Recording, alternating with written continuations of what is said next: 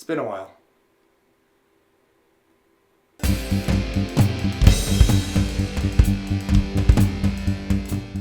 So Suicide Squad takes place in the DC Cinematic Universe, DC Extended Universe, my bad, which happens to take place after the events of Batman v Superman. If you didn't know that, I kind of spoiled that. Oh, crap. Anyways, so after the events of Batman v Superman, people are a little scared what would happen if the next Superman came down and just caused chaos. What would they do? So U.S. Intelligence Officer Amanda Waller assembles a team of villains to work for the government.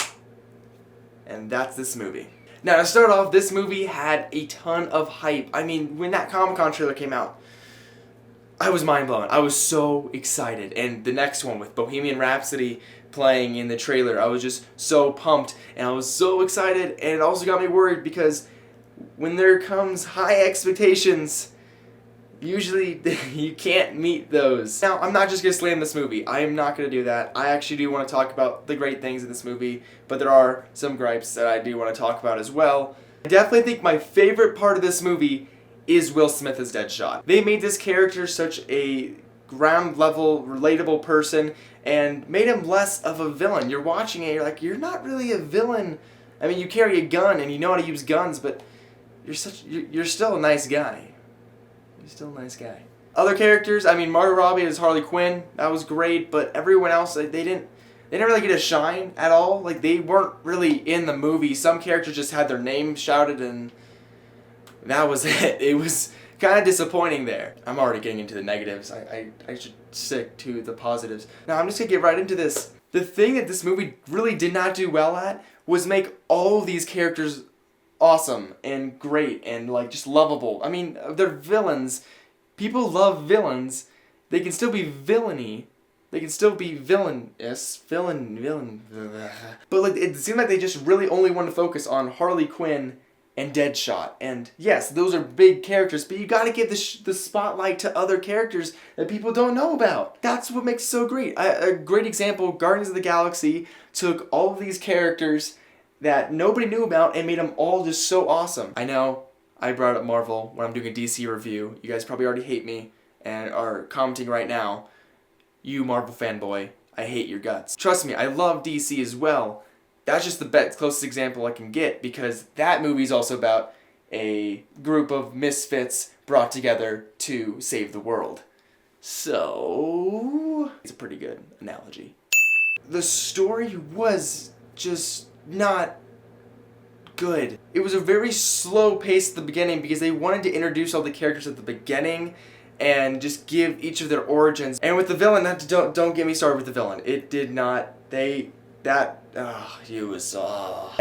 could not go with a more stereotypical villain who wants to take over the world. And I got a lot of arguments with friends and stuff saying, oh no, but it's different because they were gods before. I'm like, well, that's every villain. They think they're all gods. I like when they change up the villain, when they actually have a different agenda besides taking over the world. I mean, I guess that is always the goal, but why does it always have to be like a shooting laser in the sky?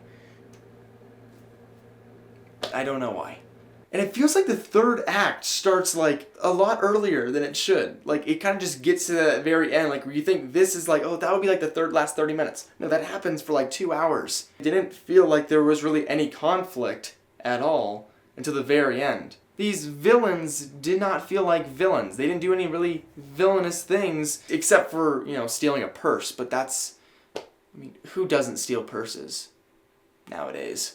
And another thing that really bugged me is the fact that they had music playing throughout this movie, like song after song after song after song. And it felt like it was really just there to stitch together this really poorly put together movie. Sometimes I just wanted to close my eyes and just enjoy the music. Because it felt like I was just listening to the top 100 radio songs of the 80s. I don't know. And there was also a lot of things that went wrong behind the scenes. They only had 6 weeks to write this script, and David Ayer originally wanted more of a dark, gritty movie, and then Warner Brothers wanted more of a happy, fun movie after the events of Batman v Superman. And they tried to mix these two movies of fun and bright colors with dark, and it just There's some scenes that you're like, you should not be playing happy music to that. Don't do that. Now I know a lot of people want to know how Jared Leto's performance was as the Joker. And to be honest, I can't really say because he was not really in this movie at all. They advertised him so much. And I think it's just because Joker's such an awesome character.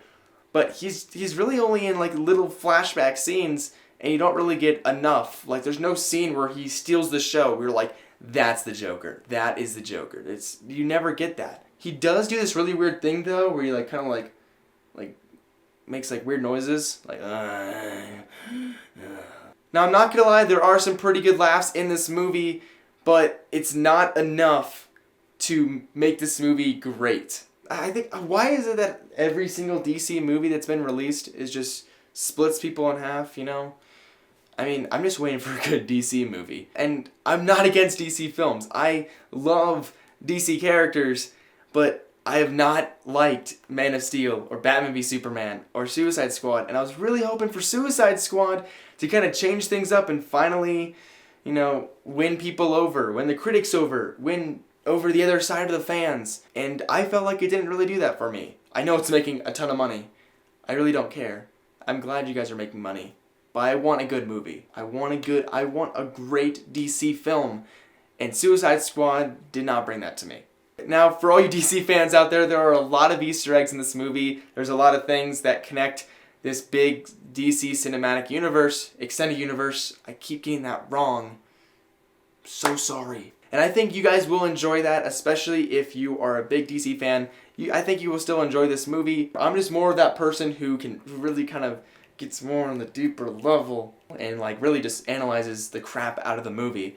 That's just who I am. That's just kind of what I do. So for Suicide Squad, I'm going to give it on my popcorn scale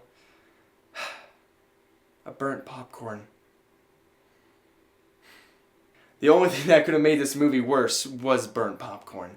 Luckily, I didn't have popcorn, so dodged a bullet there. Alright guys, so have you seen Suicide Squad and what did you think about? Let me know down in the comment section below. Also, let me know down below what you guys want me to review next. If it was a movie that, you know, got released while I was on my hiatus from movie reviews.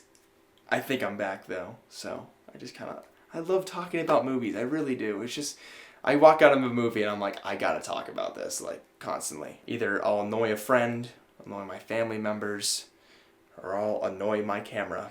I'm sorry, GH4. Thank you guys so much for watching, and I'll see you in a week.